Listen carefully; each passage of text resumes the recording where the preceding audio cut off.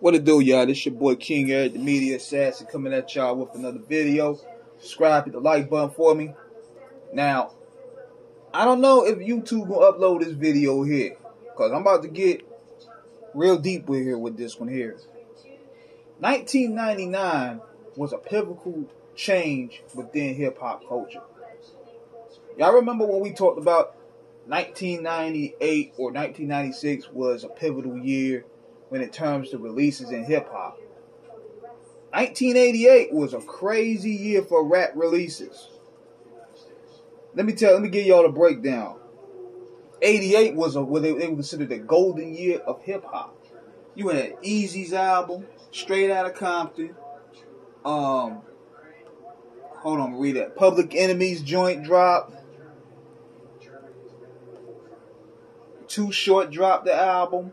Slick Rick dropped his album. Kid and Play dropped the album. EP&D, Strictly Business. Eric B and Rakim, they dropped. Ice-T dropped Power. Biz Markie dropped. Eric B and Rakim dropped Follow the Leader. What else? Ultramagnetic MCs dropped Critical Breakdown. Man, let me tell y'all, it was so much balance then too. You had everybody dropping heat. KRS had dropped let's see what KRS Boogie Down Production dropped By Any Means Necessary. Big Daddy Kane dropped Long Live the King. 1988 was a crazy year. And some of the older heads that we had on our shows can tell you that was their golden era. And this was before hip-hop was considered compromised at this point. Now, think about this. You had two of the biggest groups of that time, NWA and Public Enemy. On the contrary of what many reports may say, a lot of people may say they used NWA to destroy Public Enemy. It was never no beef. Public Enemy and NWA coexisted. They had two different methods of how they approached their messages, but they coexisted. They even did tours together. So, in knowing this, the powers that be had to find a way to neuter these groups. So what happened here? Let's all start with what happened with Professor Griff. Professor Griff played a heavy role in the Public Enemy.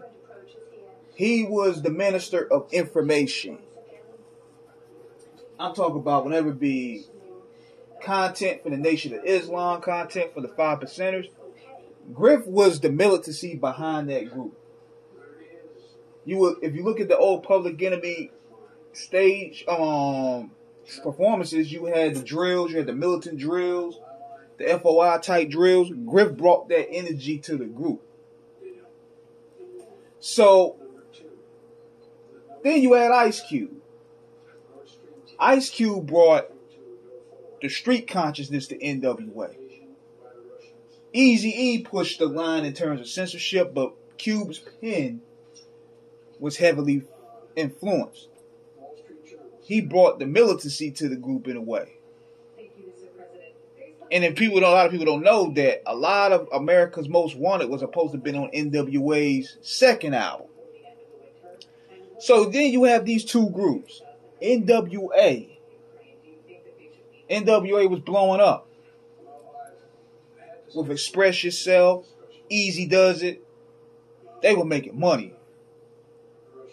If the Police was taking off, there's another single they had at the time. Can't think of the name right now. But NWA was blowing all the way up.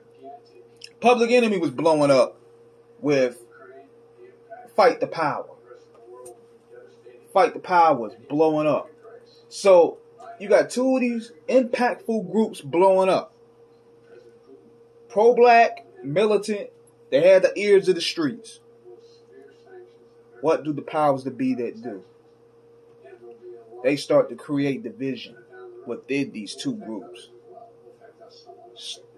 Starring with what happened with Griff. Griff did an interview and he was clearly taken out of context. where he said derogatory remarks about the small hats, and they took it out of context, and therefore it was an outcry. It was an outcry. So what they did was they had to remove him from the group because they caught a lot of pressure, and that broke up Public Enemy for sure. Now they did Fear of a Black Planet afterwards, and that was and you could tell that was Griff influencing that time because they was working on that album then. But afterwards, it wasn't the same. It wasn't the same at all. I think when they dropped their other album, even though they had some hard stuff, the Apocalypse 91, it wasn't the same as the first three albums. So when Griff left, a lot of energy from Public Enemy left.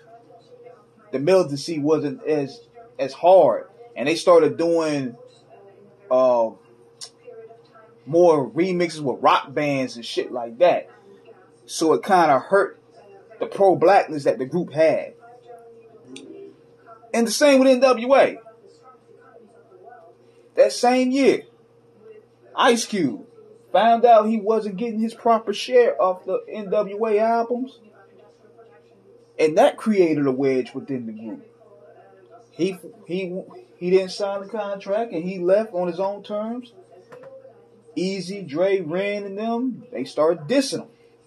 So within that 1 year, the powers that be broke up NWA and broke up Public Enemy.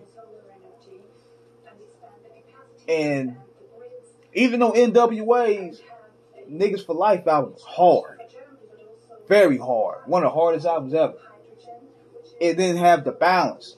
And that's where a lot of people started looking at them sideways. They started seeing NWA as caricatures. That's how a lot of the masses looked at it in comparison to Cube. Cube kept that balance within the group when in terms of the street conscious rap. They didn't have it on the street on the Niggas for Life album. But that's what happened. 1989 changed hip hop for the worse in a way, because they separated two of the biggest groups. They had the voices, they had the streets, they had the youth, and they had Hollywood. That Fight the Power joint was everywhere. So that was the start of the decline of what was happening. And that's where these greedy corporations started really digging their fingers within hip-hop. And it slowly but surely started turning into something else, which results in what we have today. So 1989 was a pivotal change. And let me know what you guys think in the comments, man. This is King Eric signing out. Holla.